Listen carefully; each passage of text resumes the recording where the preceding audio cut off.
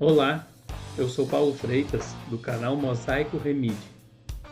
Hoje eu quero conversar com você sobre algo que não pode mais ser adiado. A urgência da igreja em se preparar para receber pessoas com deficiência. Essas pessoas não são um tema social, nem um projeto do futuro. Elas são parte do corpo de Cristo. Elas estão entre nós, mas muitas vezes estão invisíveis. E isso precisa mudar agora. Você sabia que, segundo os dados mais recentes do IBGE, existem cerca de 14,4 milhões de pessoas com deficiência no Brasil? Isso representa cerca de 7,3% da população brasileira. Entre elas, temos mais de 2,4 milhões de pessoas com autismo. Isso dá em torno de 1,2% da população. Cerca de 7,9 milhões de pessoas têm baixa visão. 5,2 milhões têm dificuldade para andar ou subir em degraus. E 2,6 milhões apresentam alguma deficiência auditiva. Esses números aumentam ainda mais com a idade. Mais de 27% das pessoas com 70 anos ou mais têm algum tipo de deficiência. E quando olhamos para a educação, só 7,4% das pessoas com deficiência chegam ao ensino superior. Na população geral, esse número é de 19,5%. Isso mostra que existe uma desigualdade real, mas também revela algo muito importante. As pessoas com deficiência estão em toda parte.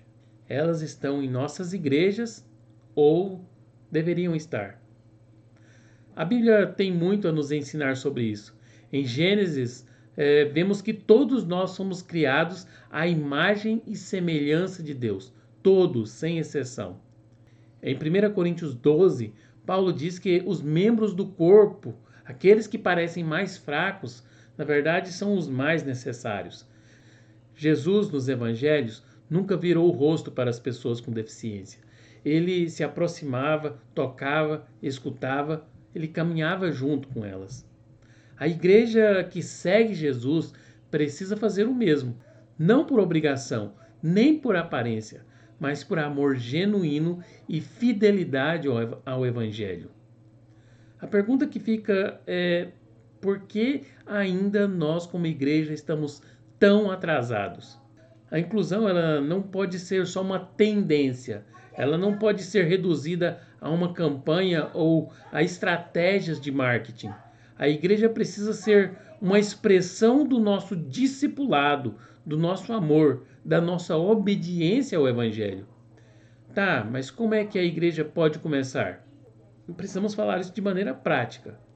Primeiro, precisamos parar de esperar grandes projetos. Precisamos começar pelo básico.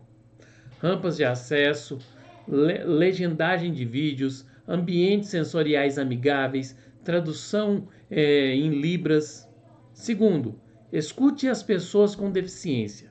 Antes de planejar ações, ouça quem é que vive essa realidade. A inclusão começa na escuta.